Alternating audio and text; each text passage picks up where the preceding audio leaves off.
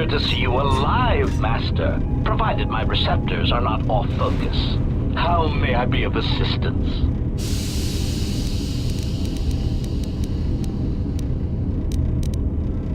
Answer. I am a survivor of the Harbinger, just as you were, Master. With the unexpected termination of my previous Master, you are the only organic which I may now serve.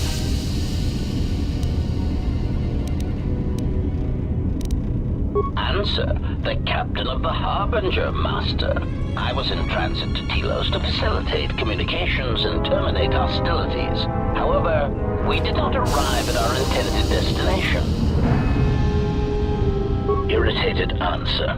Oh, Master, it is such a long, dull story, and not terribly relevant to our current situation. Hesitant explanation. That has been the subject of considerable discussion since our arrival here, Master. Many have attempted to claim you and this unit as salvage. I was crudely interrogated concerning our brief history together on board the Harbinger, before its communications, weapons, and engines suffered the cascade failure that disabled the ship. Speculation. It is possible you were incapacitated and locked in the well-shielded cargo compartment as the Harbinger was being systematically crippled, Master. Recitation. Following the unusual set of coincidences that led to the cascade failure in the Harbinger's systems, we were boarded by a small freighter with unknown ID codes. It appeared that this freighter had been attacked, and the captain wanted to study it. This freighter appeared to be still spaceworthy. Your cargo compartment was breached, and you were taken on board the freighter shortly before the Harbinger's systems began to go critical. I, too, managed to board the freighter before the Harbinger's destruction. We were most fortunate to have survived, Master.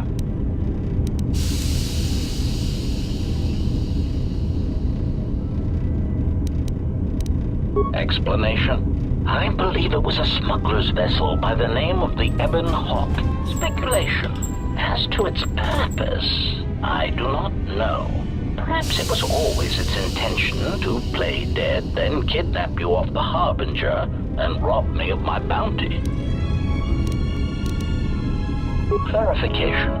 By bounty, I refer to your life, Master. It would pain me to see you damaged in any way. That is why the arrival of this Ebon Hawk caused me considerable distress.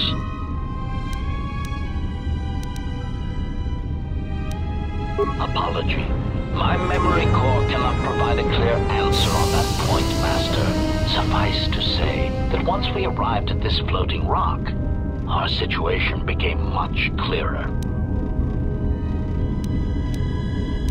Explanation. Despite my market value, Master, the miners were far more interested in you. It did not take long for me to ascertain the reason for this.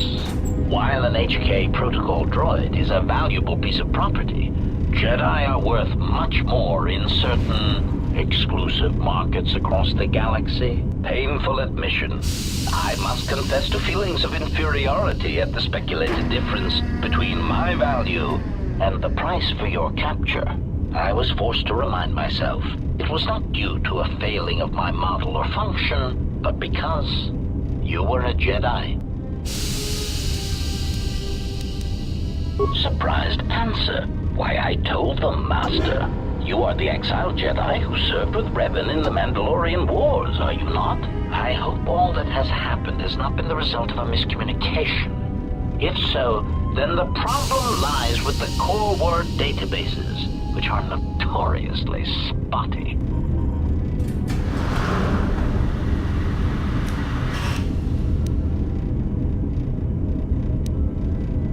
Answer. All that has happened has been because they believe you to be a Jedi, Master. They debated what to do with you as you lay unconscious in the medical bay. One group seemed intent on selling you as property. The other group opposed this. 3 standard hours after the division between the miners became apparent, accidents began to occur throughout the facility. A result of improper maintenance, I believe. These accidents coincided with the degradation of the mining droid behavioral cores. Crude models are prone to such failures, resulting in murderous rampages. The mortality rate of organics in the facility rose quickly. Many miners began to join you in the medical bay as a cascade of flawlessly timed detonations occurred in isolated gas pockets in the lower levels of the facility. The explosions herded the miners into emergency sections of the station, quickly and efficiently cutting them off from communications and facility control. But sadly enough, not the ventilation systems. You see, the explosions had damaged specific sections of this facility's ventilation systems, causing a slow, lethal buildup of toxic fumes in the dormitory level. Defensive answer. Master, I am a protocol droid, not a well-crafted assassination droid of unrivaled sophistication. To have carried out the actions that took place here would have required an unusual set of skills. It is highly unlikely I possess the knowledge of how to reprogram the memory cores of base worker-class droids into killing machines, let alone to terminate the organics at this facility, utilizing only Aerotech 500 series laser mining drills and explosives fashioned from proton missile cores. Admission. I cannot and will not attempt to change your mind, Master. I would urge you to consider that your Kolto tank treatments may have caused some disorientation. Conjecture. The administration of a large dose of sedatives over a short period of time would likely prove fatal to miners, although not to a Jedi. For a Jedi, it would simply render them unconscious for ease of transport. Quite inventive. Answer. I was merely commenting on the idea itself, Master, not the execution of the idea. Though that, too, was inventive. Besides, Master, those miners intended to murder you, or worse. Any complaints they would have at being murdered would be the highest form of hypocrisy. Of course, Master. How may I be of assistance? Proud answer.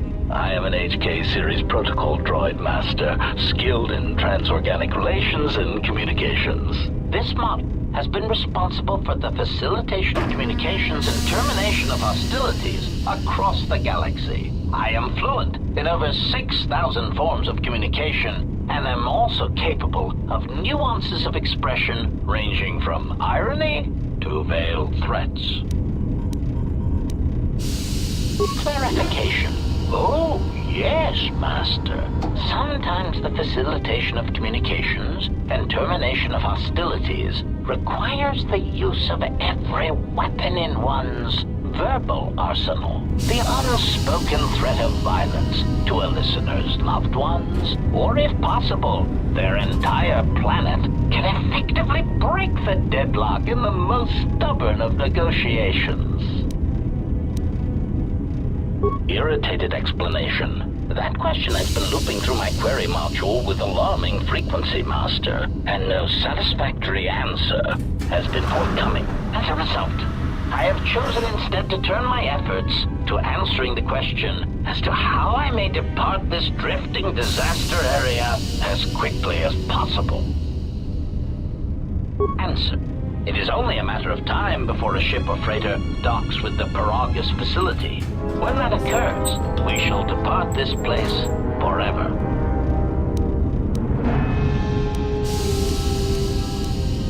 Condescending retraction. I believe you will do your best, Master. This facility would have to be nailed down with a droid-level precision to prevent your escape.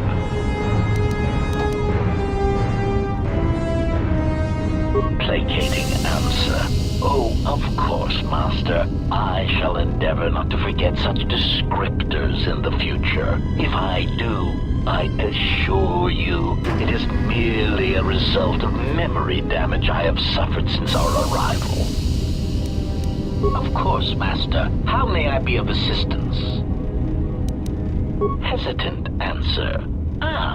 A T3 utility droid would be a common sight in this facility. It is indeed curious that I have not seen many since my arrival. However, I feel I must inform you that, droid prejudice aside, T3 models exhibit excessive individualism when not routinely memory wiped. This individualism can become such a nuisance that even a droid such as myself is tempted to reduce them to their base components, if not crush them into slag. But enough of my seemingly irrelevant tangent. Where did you leave the droid, Master? That would logically be the best place to look. Answer. Then that would explain why such a T3 unit isn't here, Master. I believe my photoreceptors are functioning adequately enough to verify that. Of course, Master. How may I be of assistance?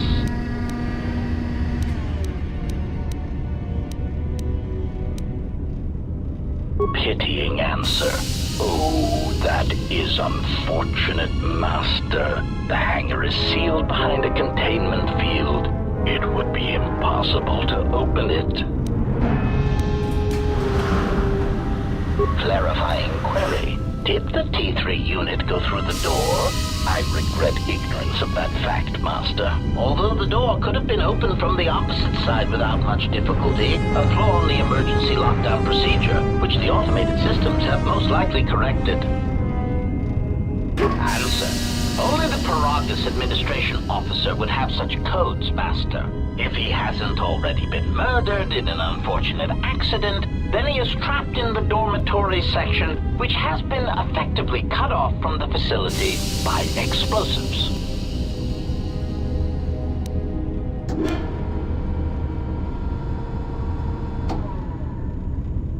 Theory.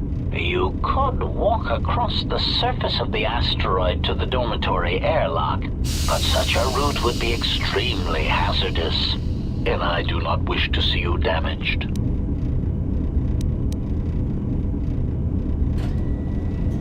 Warning, Master. Continued exploration of this facility may place you in unnecessary danger. I encourage you to return to the medical bay and wait for retrieval from a vessel that is no doubt on the way, even as we continue this pointless conversation.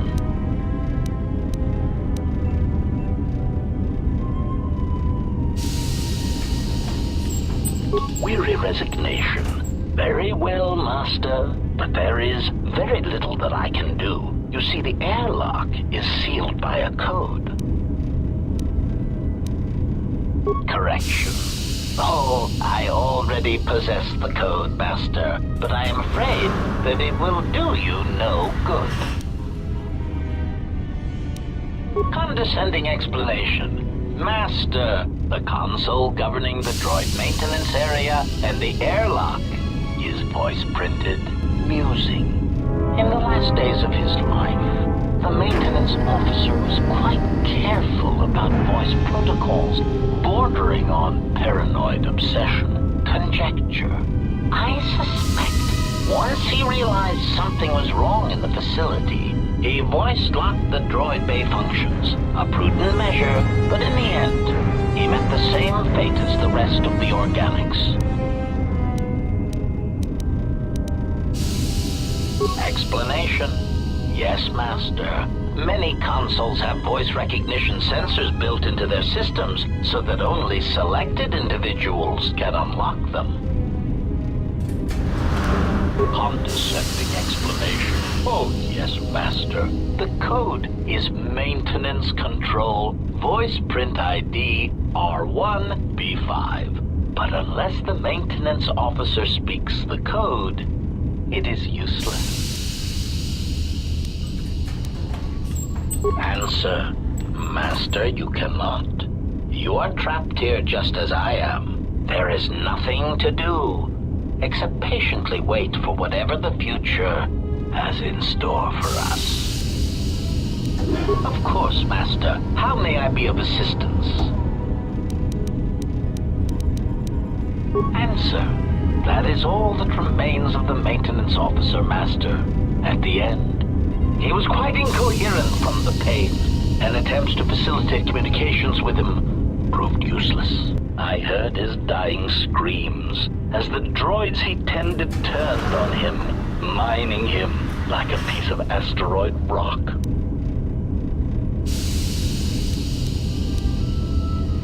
Recitation? Oh yes, Master. The record of his last moments were... 5 droids, burning through the outer door. They're forcing their way into the bay. Please, someone there! Oh no, they're through! Oh, my leg!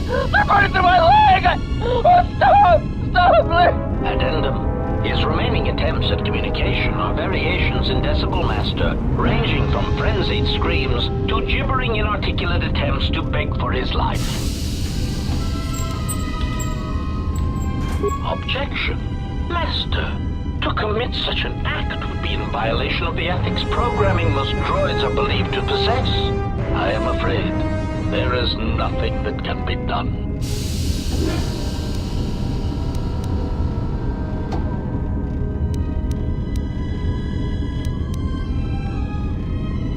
Irritated objection. Master, there is nothing wrong with my communications functionality.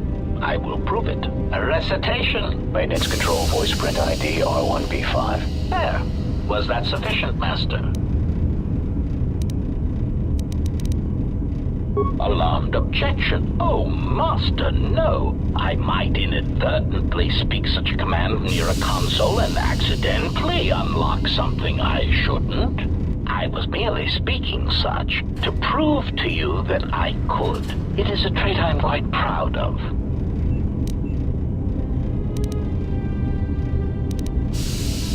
Confused query. I am sorry, Master. Were you speaking to yourself?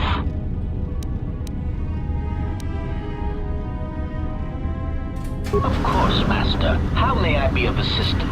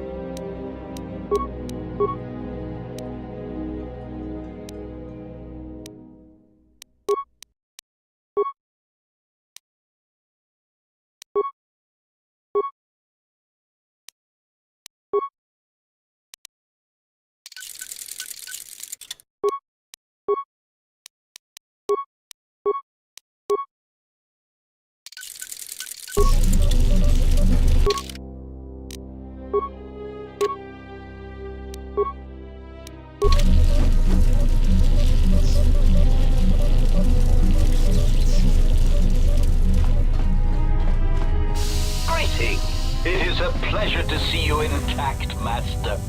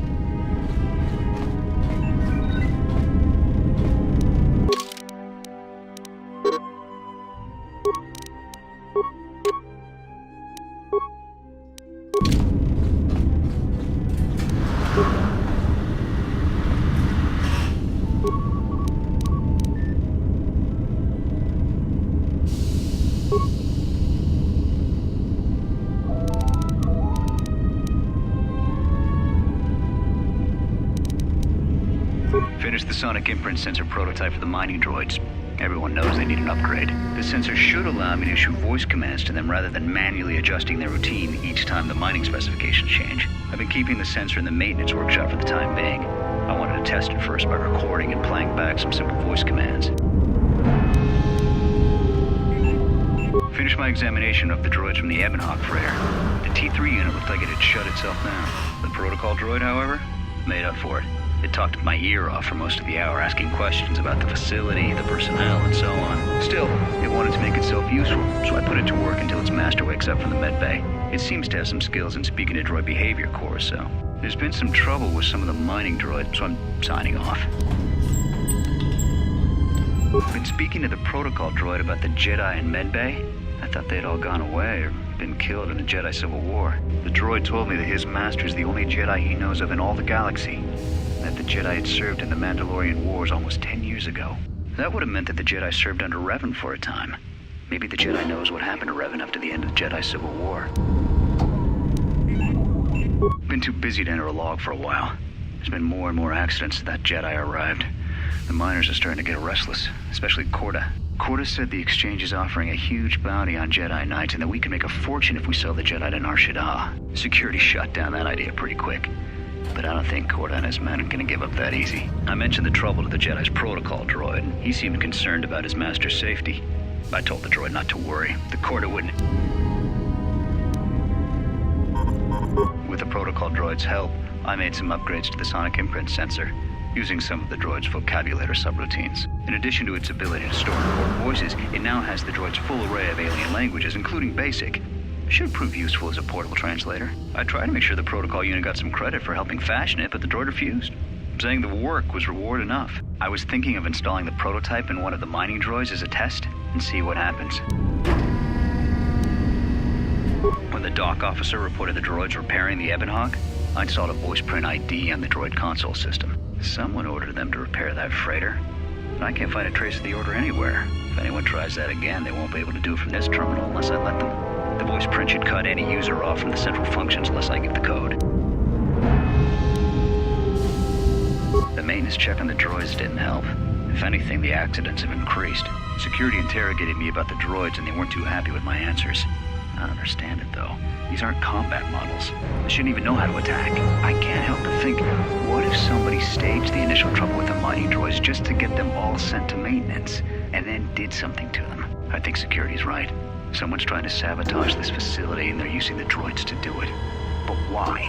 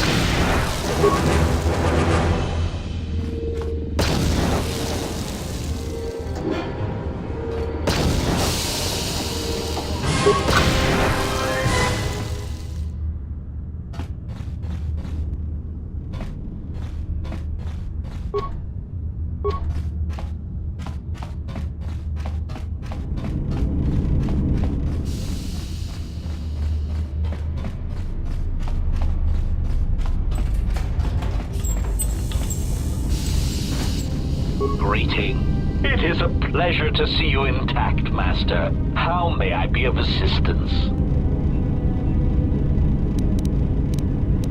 Recitation? Oh, yes, Master. The record of his last moments were... 5 droids, burning through the outer door. They're forcing their way into the bay. Please, someone that... Oh no, they're through! Oh, my leg! They're burning through my leg! Oh, stop, please! Addendum.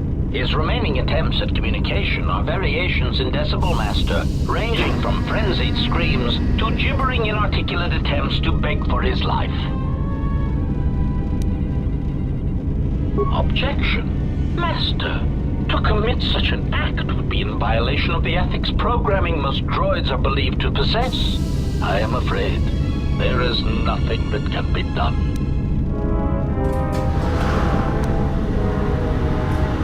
Irritated objection. Master, there is nothing wrong with my communications functionality. I will prove it. A recitation. Maintenance control voice print ID R1B5. There. Was that sufficient, Master? Confused query. I am sorry, Master. Were you speaking to yourself?